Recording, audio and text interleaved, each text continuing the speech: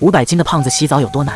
一手把住拉环站稳，另一只手拿着刷子，才能好好清洁身上的各个角落。因为过于肥胖，他要借助推车才能行走，脸上的皮肤被全部撑开，薄薄一层很容易被刮伤。睡觉的时候也要借助拉环上床，一个简单的动作却要休息15分钟。他不能起身关灯，只能借助棍子关掉开关。即使胖成这样，麦克依旧忍不住吃。他的抽屉里永远装满零食，嘴巴绝不停止咀嚼。他有妻女，但都不愿与他亲近，因为麦克年轻的时候曾因为要好的朋友抛弃了他们。但挚友的突然离世却让他无比绝望。麦克开始自暴自弃，他毫不节制的饮食，日复一日放任自己颓废，使得他成为现在这般模样，陷入3高的病危状态，正慢慢逼近死亡。女儿厌恶他，从不愿亲近半步。可就在这天，他却突然主动找上门，这无疑让麦克灰暗的人生多了一丝希望。女儿刚进门就一把拿走他的推车，希望他依靠自己的力量站起来。可麦克用尽全力，却根本无法做到。他笨重的身躯导致膝盖承受的压力极大，在他的坚持下，桌子被赫然掀翻，麦克也重重倒下。看他这副模样，女儿夺门而去，唯一亲近自己的只有眼前的护工。一向暴饮暴食的他，伴有许多的并发症，总是动不动就难以呼吸。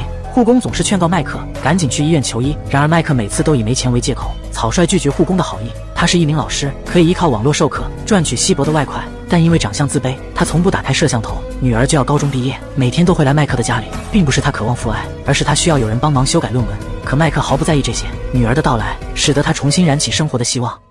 男人体重500斤，上床要借助拉环，洗澡还要借助拉环，就连走路也要依靠推车的帮忙。他整日无法出门，只能蜗居在20平米的房子。肥胖的身体导致他突发心脏病，麦克想打电话求救，但手机却意外掉在地上。异常肥胖的身子使得他无法弯腰，他呼吸困难，就要背过气去。幸亏传教士突然到来，可麦克没有让他打电话，而是拿出一张稿子让男人念给自己听。男人一头雾水，但还是乖乖照做。In the amazing book Moby Dick by the author Herman Melville, the author recounts the story of being at sea.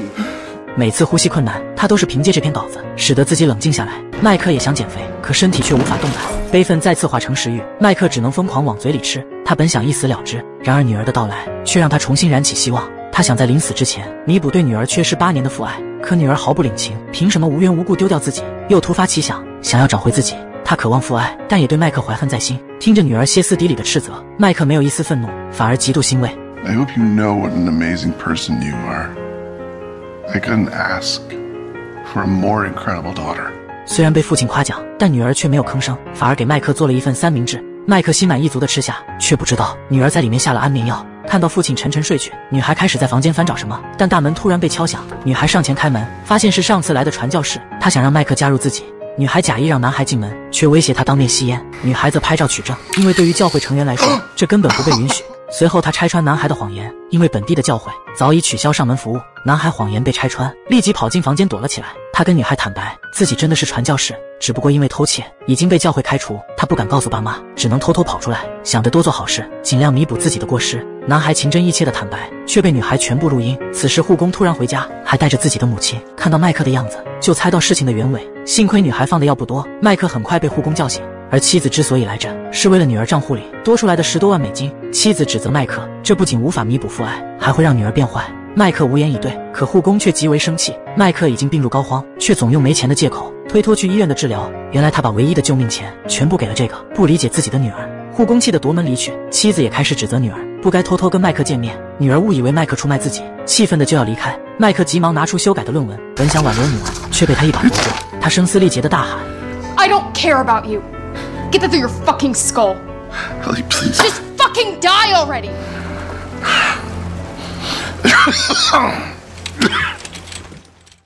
他体重500斤，连呼吸都异常困难。他想站起来，可膝盖无法承受重压，突然就倒了下去。想要行走，只能借助车子的支撑。肥胖引发的疾病让他一度想要自杀，方式也是简单粗暴，那就是吃，不停地吃，会引发高血压，心率也会急剧上升。在濒危之际，他对着电脑第一次打开摄像头，给学生们展示自己接近400斤的身体。同学们纷纷捂住嘴巴，不敢相信眼前的一切。他告诉大家，学习不是最重要的，选择才是。随后一把砸掉电脑，等待自己的死亡。不知过了多久，传教士再次赶到，他是来表示感谢的，自己已经不再是传教士，多亏女儿拿着录音交给教会和父母，他才能彻底摆脱困住自己许久的东西。麦克顿时睁大双眼。 Ellie, she did all that? I can't tell if she was trying to... She found your church. She tracked down your parents. She really did all that? Yeah, I'm going home tomorrow. 在大家眼里，女儿一直是问题少女，可他却用自己的方式拯救了一个无辜的少年。麦克欣喜若狂，在他病危之际，女儿及时来到身前，但他并非想念父亲，而是来兴师问罪。因为麦克交给他的论文让他再次毕业失败，女儿歇斯底里地大喊着，声称自己根本不在乎他的死活，也不在意所谓的父爱。麦克已经呼吸困难，仍旧挤出一丝笑脸，劝说女儿打开论文。没想到这竟是自己5年级写的一篇关于鲸的读后感。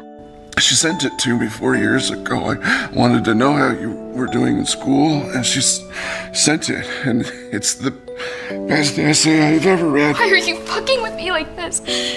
麦克不断道歉，他不该抛弃女儿，不该给她造成伤害。看着父亲真诚的坦白，女儿开始泣不成声。她终于感受到了父爱，自己一直装作不在乎，却无时无刻不在渴望父爱。麦克突然痛苦不堪，但仍旧努力夸奖女孩，试图将她从黑暗的沼泽中拉出。幸运的是，他终于成功了。看到父亲痛苦的样子，女儿急忙找人施救，可父亲却拦住她，让她读出手里的文章。女儿顿时泪流满面，她一字一句读着里面的内容，完全没想到，又是这篇不成熟的稿子，竟然成为拯救父亲的良药。麦克逐渐恢复平静，他强忍莫大的痛苦，尝试站了起来，然后迈着艰难的步子，一步步来到女儿面前，仿佛他们回到最初最美好的时刻。自我救赎后才能救赎别人，摒弃前嫌和过往，才能让爱永恒。